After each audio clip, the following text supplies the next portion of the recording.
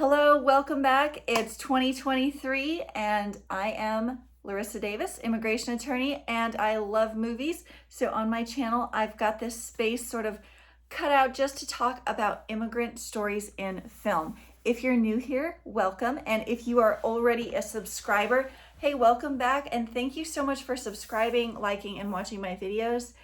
Tonight, I want to talk to you about a really wonderful American drama film called The Immigrant. And before we get started, I just wanted to sort of just give an intro to this channel. If you are new here, I'm an immigration attorney. Some of my content is directed towards providing information to immigrants or families of immigrants on different information and current events in immigration law.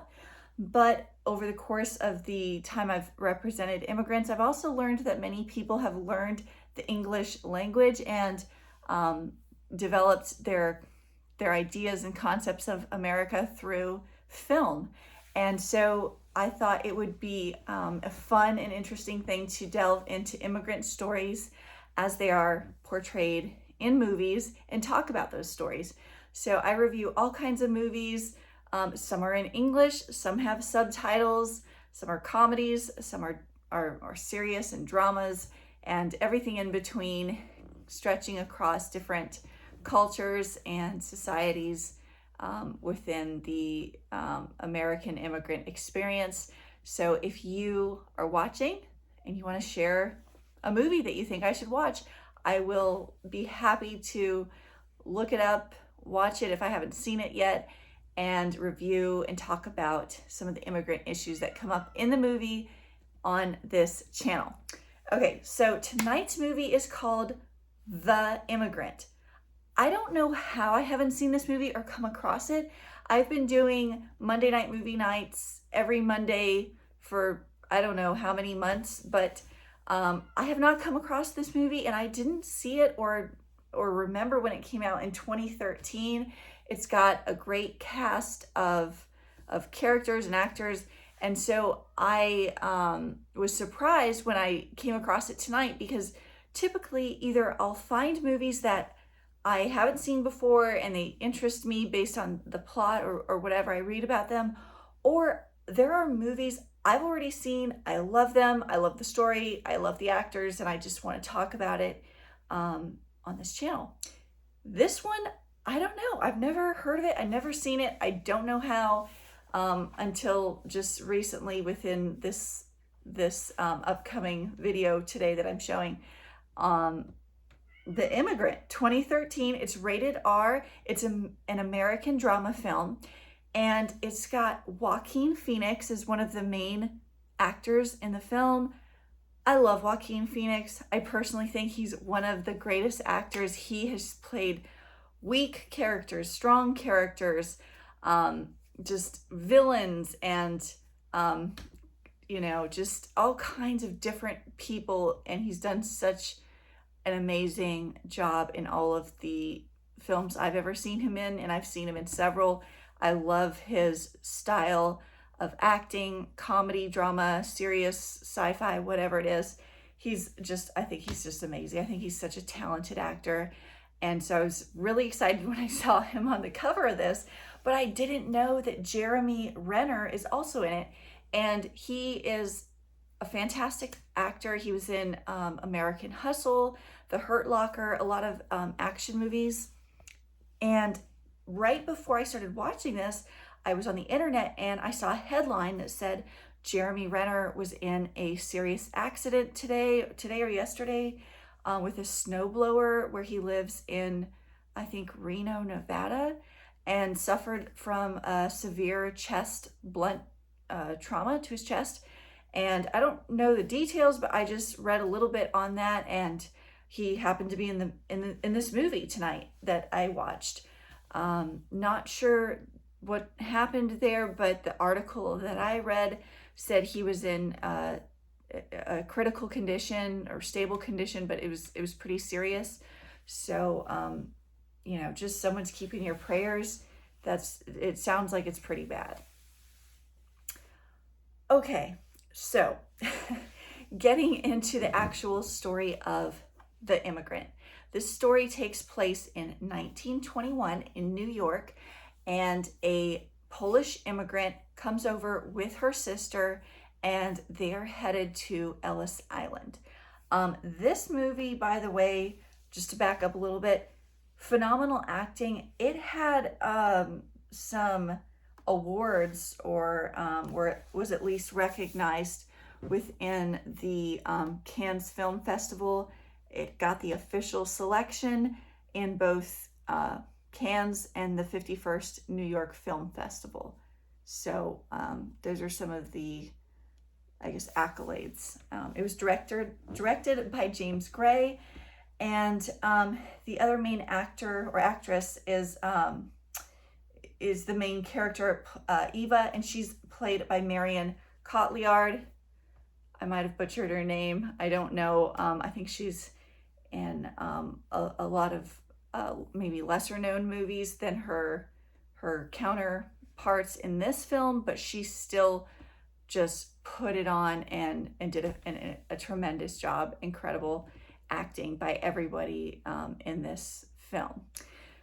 All right, so Ewa is coming over from Poland. Her and her sister are coming into Ellis Island. Her sister, we can see right off the bat, is coughing. She doesn't look the healthiest, and the health inspectors at Ellis Island stop her and pull her away from her sister. So the sister, Magda, is taken away because of her health conditions. So this is a public charge issue where an immigrant is coming in, they have health issues, and they need to be treated.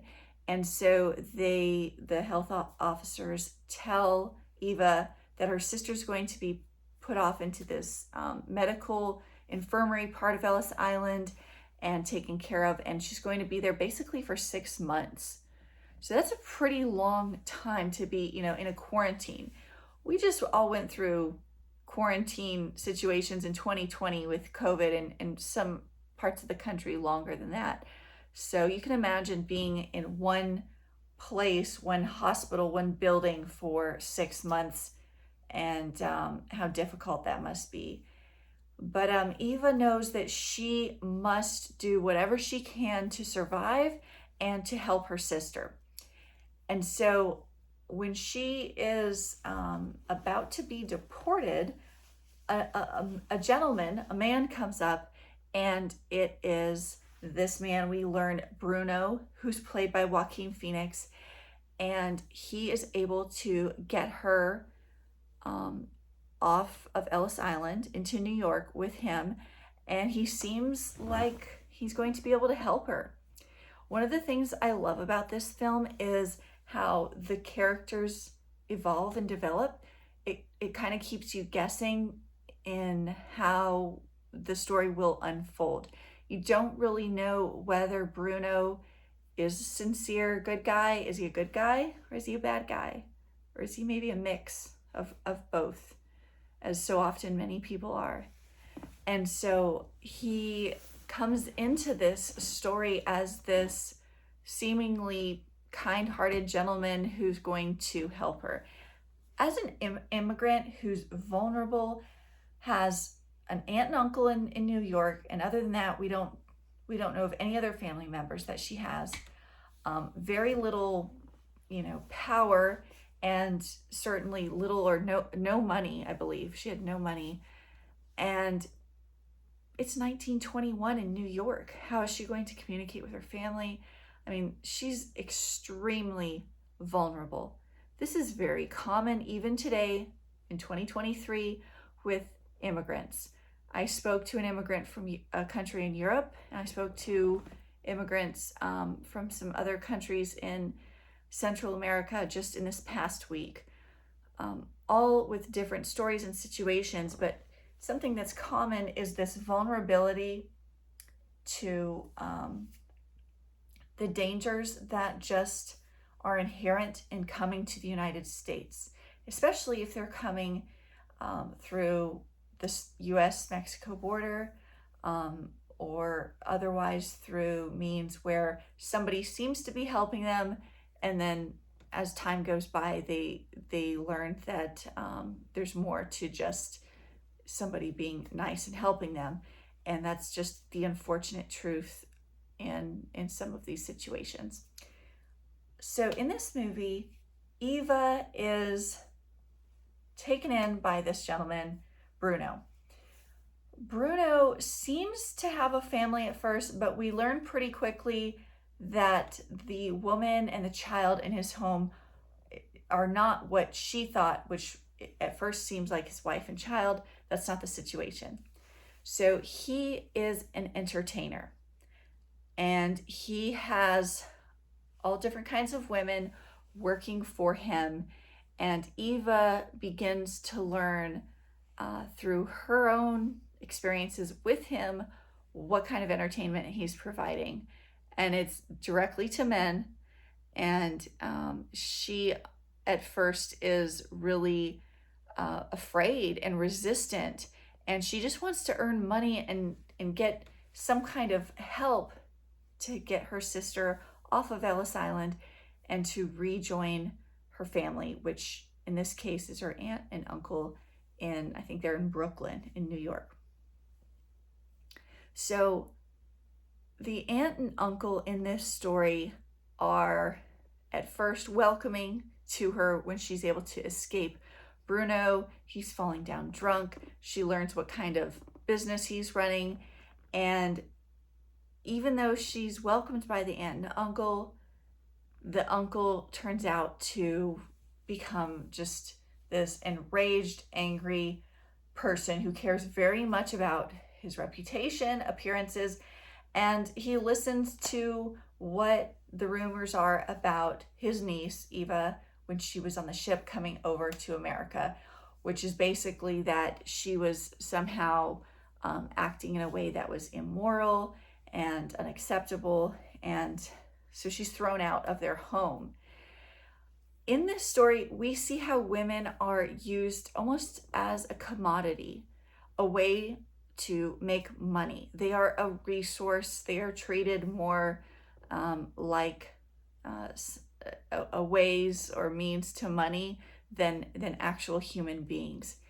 And so in that, it's interesting how Bruno's character, I want to say, evolves somewhat as the story goes on.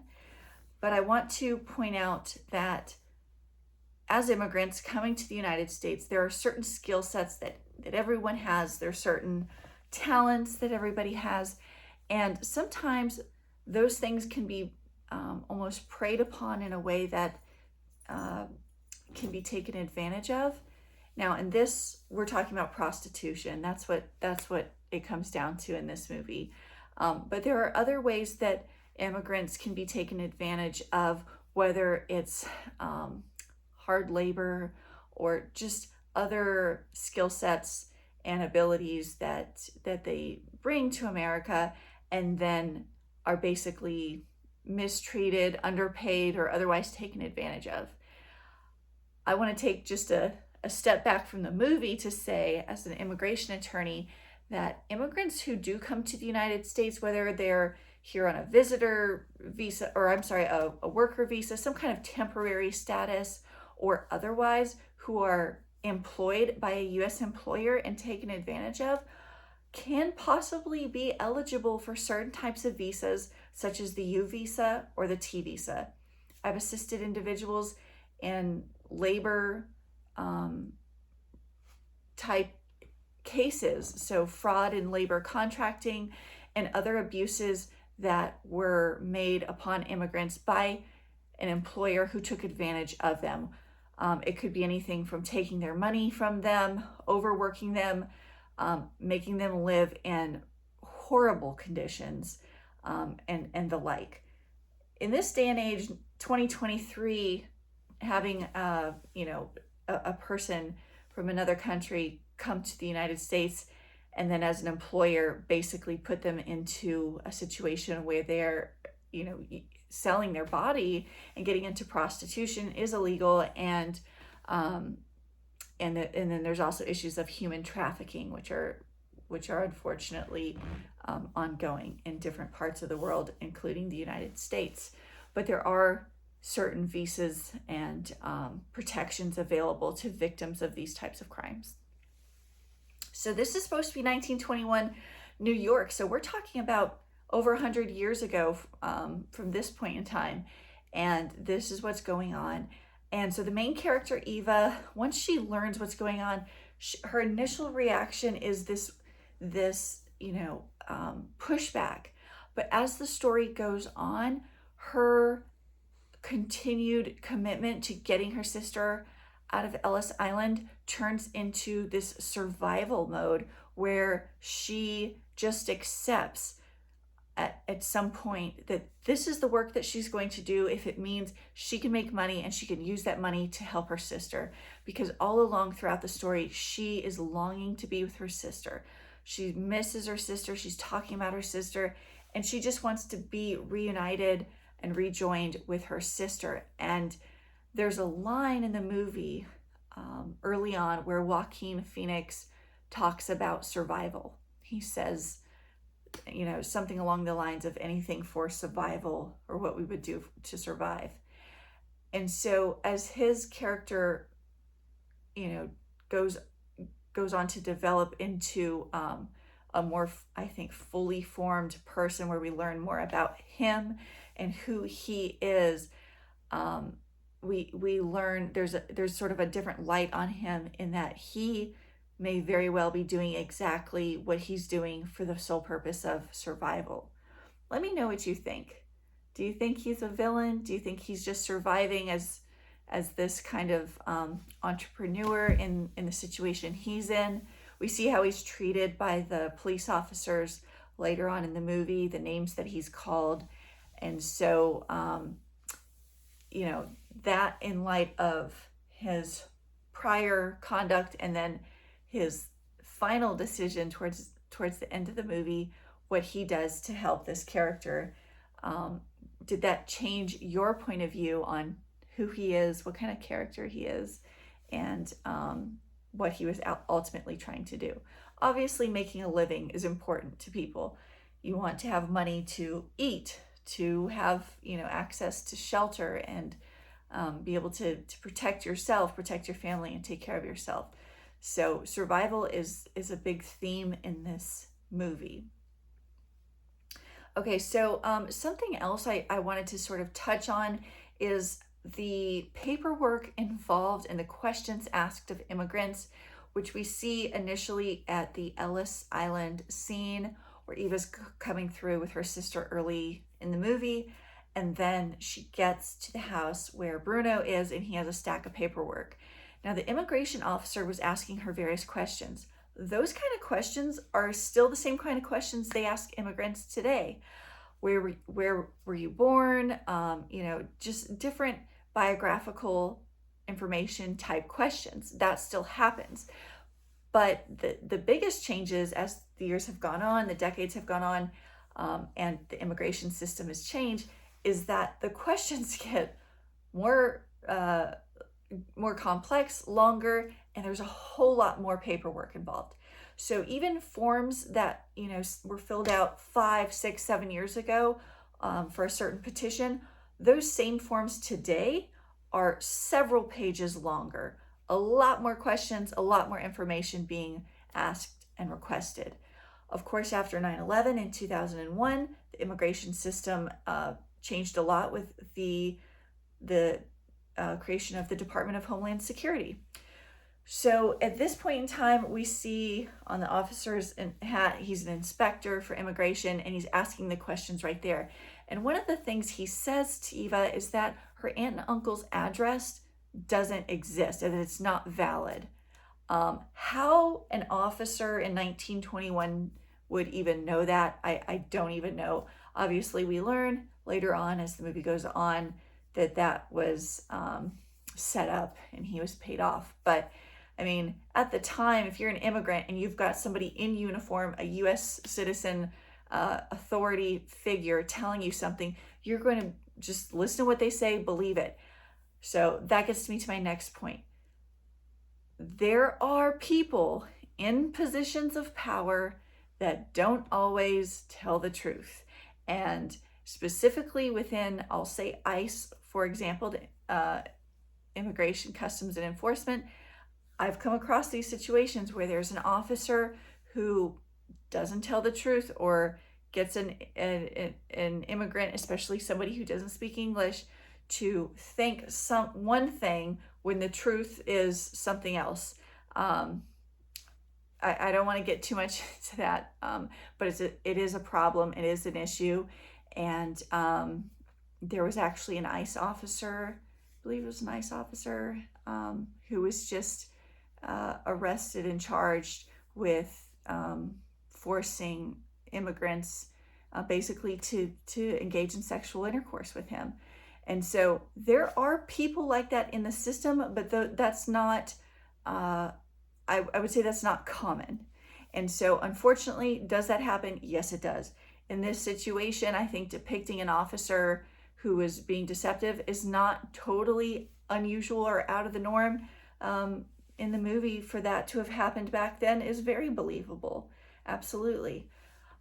So these were some issues that, yes, 1921 New York, Ellis Island immigration system was happening then, that are still problems today. The tension in this movie between the characters, especially Ewa, Bruno, and then of course Jeremy Renner's character, Orlando, the magician, or I think his name, Orlando was his stage name, but his actual name, as he was known by his cousin, Bruno, we learned that that's his cousin, was, it was something else. What did he call him? He called him Remy? I can't remember. I was just trying to look it up. Orlando the magician, or Emil. I'm sorry, Emil. So that was his stage name. And he seems like a good guy. He seems like he's going to help Ewa. And Orlando is you know, this entertainer, and he's a magician, and he knows how to, you know, do the things that he does on stage to get people to look at one thing and not over here, and do the tricks and all of that. So let me know what you think. Do you think that he was genuine? Was he actually out to help Ewa, or was he just trying to in some way hurt Bruno, his cousin? Because they're at odds with each other quite a bit. And then when we learn the history between Bruno and Orlando, or Emil, in their past, and how Bruno accuses Orlando of taking someone away from him, a woman that he loved, it does put into question who Orlando really is and what are his motives. What is he really trying to do in this situation? So I thought that was an interesting component or twist towards the end. I really like the tension between the characters and how we get to be introduced into these sort of new layers of Bruno and how the movie ended. So the last scene with Ewa and her sister on the one part of the screen, and then we see Bruno in the reflection, I thought was just really a creative, intelligent way, just artistic way to show their departure from each other and how he ultimately does help her. If you haven't seen it before, why are you watching this YouTube video? I just said all these things that I feel like if you haven't seen the movie, it's going to be a bit of a spoiler. So I hope if you're watching this, you've already seen the movie. And if you have, and it's been a long time because it did come out in 2013, you can watch it on a few different streaming apps. I think Peacock, Vudu, there was like 3 or 4 that I saw on my TV where it popped up, and I don't remember which one I watched it on, but there were only a couple commercials that came on for the streaming app I used, which is nice. But it's really well done. It's interesting. I love the themes and just how everything is depicted. And then just to say, you know, all those other subtle things you might not notice in a movie, the lighting, the makeup, the wardrobe, the scenery, everything looks very realistic. It's dim, it's dark, it's dank, it's like gritty, and just like, it seems like very real, you know, 1921 New York. So I find that authenticity and all those other little details in a movie really help to bring it to life in a, I guess, genuine kind of a way. And so I really liked that about this film. Of course, the actors are extremely talented, amazing, and did an incredible job, as always, especially, like I said, Joaquin Phoenix and Jeremy Renner. But the main actress, I don't know if I've seen her in another movie. She looked familiar to me, and I think I did butcher her name. Marion Cotillard. She's in a lot of different movies, but go see it if you haven't seen it. 2013 America drama film, and you know, this trickery going on in the beginning, and then the honesty. I think there's a lot of deception in the beginning, and it evolves to honesty and even forgiveness, and we see that too in the mass at the Catholic Church. And it's really interesting. It's entertaining.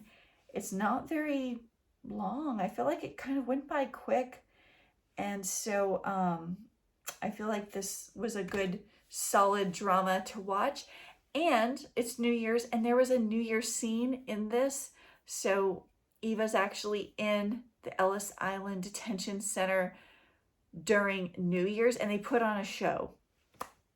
I don't think they put on shows or give entertainment to detainees in detention centers, at least not to my knowledge. And I've represented detained immigrants in various detention centers across America. But to my knowledge, I don't know of any that put on shows, especially like a full string, like symphony or whatever they had going on in the movie. Well, it wasn't a symphony, but there were several people playing stringed instruments, and it was very fancy and very nice. And then the magician came on, of course.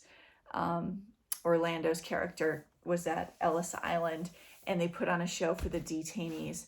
So I thought that was interesting. I don't know if that's something they used to do, or has ever happened in other centers, maybe depending on who's in charge. I don't know, but I thought that was sort of interesting too. If there's something in the movie I did not talk about that you want to comment on, mention, did you like it? Did you not like it? Let me know what you think in the comments below. And I will be doing my next Monday night movie night the first Monday of February.